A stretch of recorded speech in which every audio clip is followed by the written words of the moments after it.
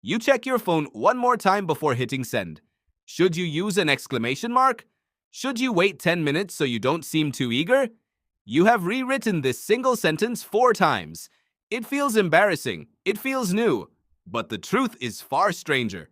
You have been doing this exact dance for nearly 200,000 years. Your ancestors never had phones. They never had a casual text to send first. They had something far more terrifying.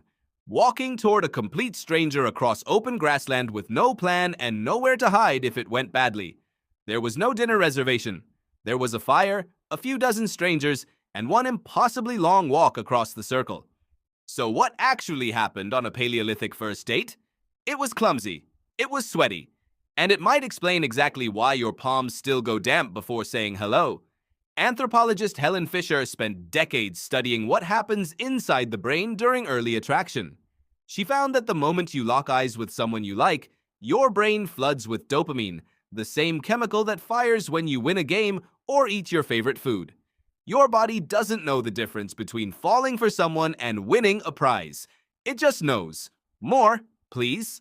Now picture that flood of dopamine hitting a person 60,000 years ago, standing in front of a stranger from a neighboring group, holding a poorly carved bead necklace as their entire opening line.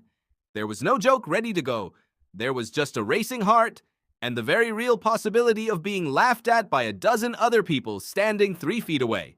Evolutionary psychologist David Buss studied mate preferences across 37 different cultures and found something almost embarrassingly consistent. Humans everywhere, in every era, search for the same handful of signals: reliability, status, warmth, and one trait that hasn't changed at all: a sense of humor. Yes, even 60,000 years ago, the move was to make them laugh.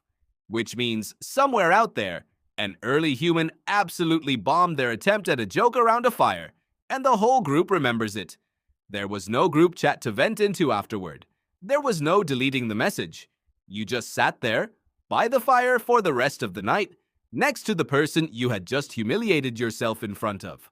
Anthropologist Robin Dunbar has a theory about why this mattered so much. He argues that gossip and small talk evolved as the human version of social grooming, the thing primates do to bond and build trust. Translation: small talk feels awkward because it is doing actual evolutionary labor.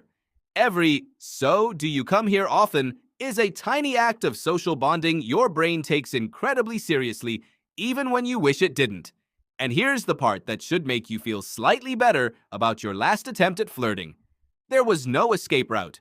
No phone to suddenly check. No friend to fake text. If the conversation died, it just died. Out loud, in front of everyone. Sometimes the only polite escape was pretending to suddenly notice an extremely interesting rock. So why does your heart still race before a first date, even now with a phone in your pocket and an exit plan parked outside? Because your nervous system never got the memo that the stakes changed.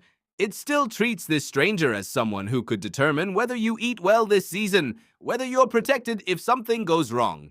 Your body is running a coffee date, like a Paleolithic alliance negotiation, which means the awkward silence isn't a personal failure. It's 200,000 years of biology running on hardware that was never updated for small talk over lattes. Tonight, when you overthink a text for the 5th time, remember this. Somewhere by a fire a very long time ago, someone overthought exactly the same thing, holding a bead necklace, sweating through whatever the Ice Age version of a nice shirt was. Some things never really change. They just picked up a few new exclamation marks,